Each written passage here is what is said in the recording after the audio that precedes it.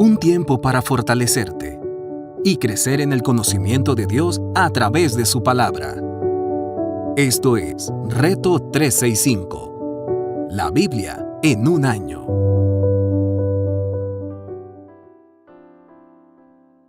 Reto 365, la Biblia en un año. Su servidora, Anaí Solís.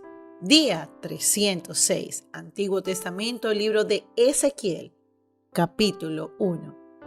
En aquel día, quinto del mes, cuarto del año 30, mientras me encontraba entre los deportados a orillas del río Quebar, los cielos se abrieron y recibí visiones de Dios. Habían pasado 5 años y 5 meses desde que el rey Joaquín fue deportado. En aquel tiempo, mientras Ezequiel, hijo de Buzi, estaba a orillas del río Quebar, en la tierra de los caldeos, el Señor le dirigió la palabra y su mano se posó sobre él.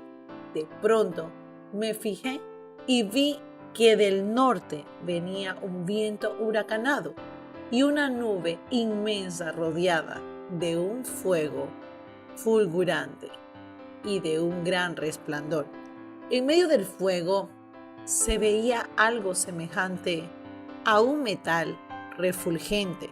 También en medio del fuego vi algo parecido a 4 seres vivientes, cada uno de los cuales tenía 4 caras y 4 alas. Sus piernas eran rectas y sus pies parecían pezuñas de becerro y brillaban como el bronce bruñido en sus 4 costados. Debajo de las alas tenían manos humanas. Estos 4 seres tenían caras y alas, y las alas se tocaban entre sí. Cuando avanzaban, no se volvían, sino que cada uno caminaba de frente. Sus rostros tenían el siguiente aspecto. De frente los 4 tenían rostros humanos, a la derecha tenían cara de león y a la izquierda de toro y por detrás de águila. Tales eran sus caras, sus alas se desplegaban hacia arriba. Con 2 alas se tocaban entre sí, mientras que con las otras 2 se cubrían el cuerpo. Los 4 seres avanzaban de frente, iban a donde el espíritu los impulsaba y se volvían al andar. Estos seres vivientes parecían carbones encendidos o antorchas que se movían de un lado a otro. El fuego resplandecía y de él se desprendían relámpagos. Los seres vivientes se desplazaban de un lado a otro con la rapidez de un rayo. Miré a los seres vivientes de 4 caras y vi que en el suelo junto a cada uno de ellos había una rueda. Las 4 ruedas tenían el mismo aspecto, es decir, brillaban como el topacio y tenían la misma forma. Su estructura era tal que cada rueda parecía estar encajada dentro de la otra. Las ruedas podían avanzar en 4 direcciones sin tener que volverse. Las 4 ruedas tenían grandes aros y estaban llenas de ojos por todas partes. Cuando los seres vivientes avanzaban, las ruedas a su lado hacían lo mismo, y cuando se levantaban del suelo, también se levantaban las ruedas. Los seres iban a donde el espíritu los impulsaba y las ruedas se elevaban justamente con ellos, porque el espíritu de los seres vivientes estaba en las ruedas. Cuando los seres se movían, las ruedas también se movían. Cuando se detenían, las ruedas también se detenían. Cuando se elevaban del suelo, las ruedas también se elevaban. Las ruedas hacían lo mismo que ellos, porque el espíritu de los seres vivientes estaba en las ruedas. Sobre la cabeza de los seres vivientes había una especie de bóveda muy hermosa y reluciente como el cristal.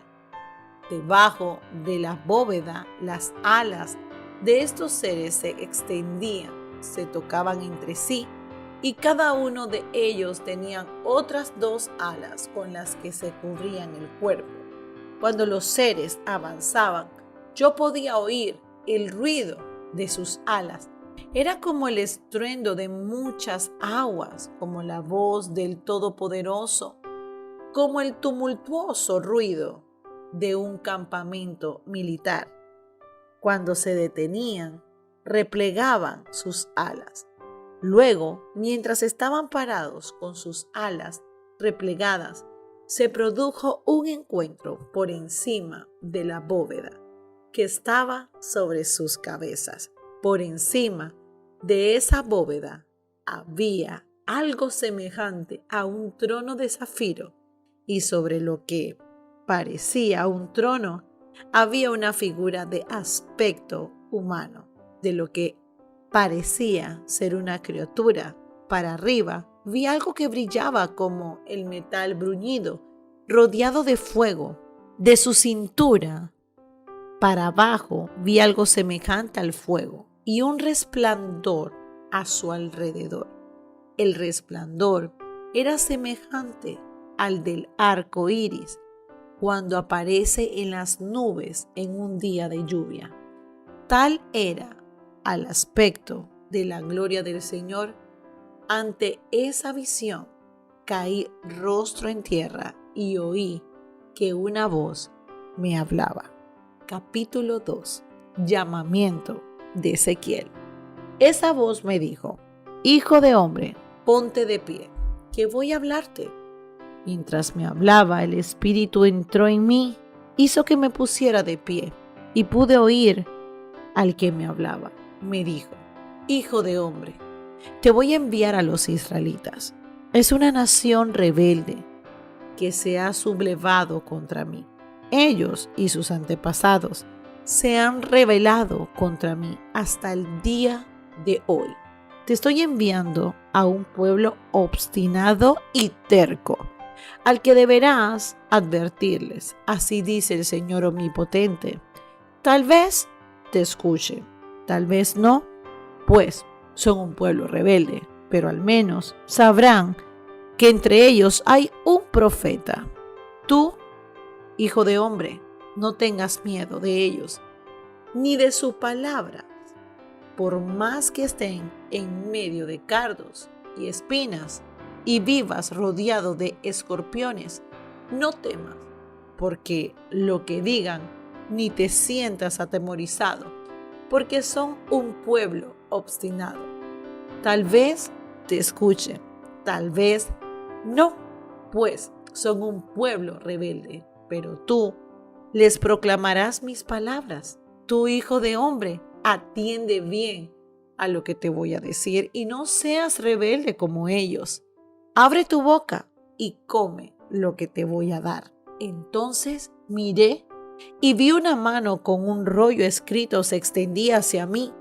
La mano abrió ante mis ojos el rollo, el cual estaba escrito por ambos lados y contenía lamentos, gemidos y amenazas. Capítulo 3. Y me dijo: Hijo de hombre, cómete este rollo escrito y luego ve a hablarles a los israelitas. Yo abrí la boca y él hizo que me comiera el rollo. Luego me dijo: Hijo de hombre, cómete el rollo que te estoy dando hasta que te sacies. Y yo me lo comí y era tan dulce como la miel.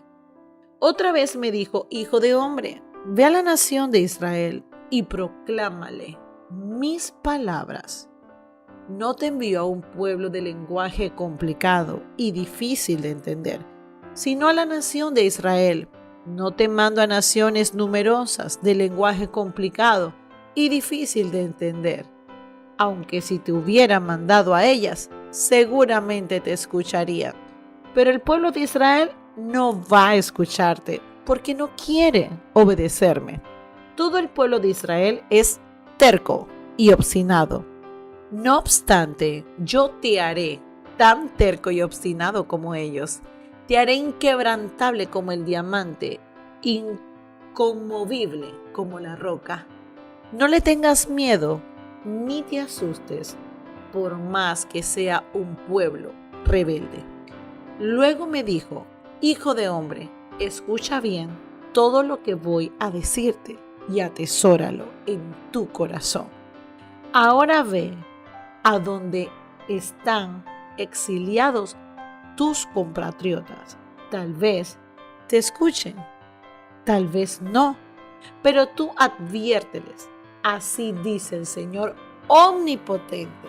Entonces el Espíritu de Dios me levantó y detrás de mi oír decir en el estruendo de un terremoto: bendita sea la gloria del Señor. Donde Él habita, oíd el ruido de las alas de los seres vivientes al rozarse unas con otras, y el de las ruedas que estaban junto a ellas. Y el ruido era estruendoso. El Espíritu me levantó y se apoderó de mí, y me fui amargado y enardecido, mientras la mano del Señor me sujetaba con fuerza. Así llegué a Tel Aviv, a orillas del río Quebar, a donde estaban los israelitas exiliados y totalmente abatidos. Me quedé con ellos durante 7 días. Advertencia a Israel. Al cabo de los 7 días, el Señor me dijo lo siguiente: Hijo de hombre, a ti te he puesto como centinela del pueblo de Israel. Por tanto, cuando oigas mi palabra, adviértele de mi parte al malvado. Estás condenado a muerte. Si tú no le hablas al malvado, ni le haces ver su mala conducta, para que siga viviendo, ese malvado morirá por causa de su pecado. Pero yo te pediré cuentas de su muerte. En cambio, si tú se lo adviertes y él no se arrepiente de su maldad ni de su mala conducta, morirá por causa de su pecado. Pero tú habrás salvado tu vida. Por otra parte, si un justo se desvía de su buena conducta y hace lo malo, y yo lo hago tropezar, y tú no se lo adviertes, él morirá sin que se le tome en cuenta todo el bien que haya hecho por no haberle hecho ver su maldad. Él morirá por causa de su pecado, pero yo te pediré cuentas de su muerte. Pero si tú le adviertes al justo que no peque, y en efecto él no peca, él seguirá viviendo porque hizo caso de su advertencia, y tú habrás salvado tu vida. Luego el Señor puso su mano sobre mí y me dijo: levántate y dirígete al campo, que allí voy a hablarte. Yo me levanté y salí al campo. Allí vi la gloria del Señor, tal como lo había visto a orillas del río Quebar, y caí rostro en tierra. Entonces el Espíritu de Dios entró en mí, hizo que me pusiera de pie y me dijo: ve y enciérrate en tu casa. A ti, hijo de hombre, te atarán con sogas para que no puedas salir ni andar entre el pueblo. Yo haré que se te pegue la lengua al paladar, y así te quedarás mudo y no podrás reprenderlos, por más que sea un pueblo rebelde. Pero cuando yo te hable, te soltaré la lengua y le advertirás. Así dice el Señor omnipotente: el que quiera oír, que oiga, y el que no quiera, que no oiga, porque son un pueblo rebelde. Nuevo Testamento, libro de Hebreos, capítulo 4. Reposo del pueblo de Dios. Cuidémonos Por tanto, no sea que, aunque la promesa de entrar en su reposo sigue vigente, algunos de ustedes parezca quedarse atrás, porque a nosotros, lo mismo que a ellos, se nos ha anunciado la buena noticia. Pero el mensaje que escucharon no les sirvió de nada, porque no se unieron en la fe a los que habían prestado atención a ese mensaje. En tal reposo entramos los que somos creyentes conforme Dios ha dicho. Así que en mi enojo hice este juramento: jamás entrará en mi reposo. Es cierto que su trabajo quedó terminado con la creación del mundo, pues algún lugar se ha dicho así del séptimo día. Y en el séptimo día reposó Dios de todas sus obras. Y en el pasaje citado también dice: jamás entrarán en mi reposo. Sin embargo, todavía falta que algunos entren en ese reposo. Y los primeros a quienes se les anunció la buena noticia no entraron por causa de su desobediencia. Por eso Dios volvió a fijar un día, que es hoy, cuando mucho después declaró por medio de David lo que ya ha mencionado: si ustedes oyen hoy su voz, no endurezcan el corazón.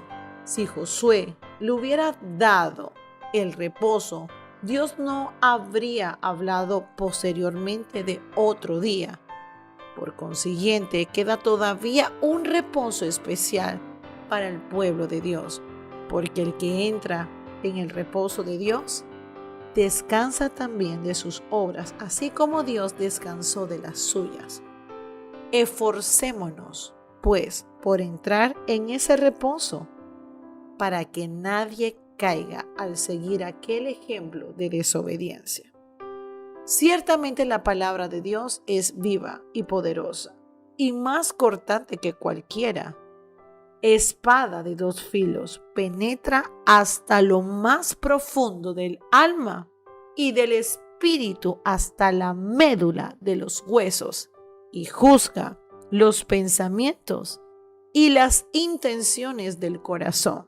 Ninguna cosa creada escapa a la vista de Dios. Todo está al descubierto, expuesto a los ojos de aquel a quien hemos de rendir cuentas. Antiguo Testamento, libro de Salmos, capítulo 119, verso 152. Con todo corazón clamo a ti, Señor. Respóndeme y obedeceré tus decretos. A ti clamo, sálvame. Quiero cumplir tus estatutos. Muy de mañana me levanto a pedir ayuda. En tus palabras he puesto mi esperanza. En toda la noche no pego los ojos para meditar en tu promesa. Conforme a tu gran amor, escucha mi voz. Conforme a tus juicios, Señor, dame vida.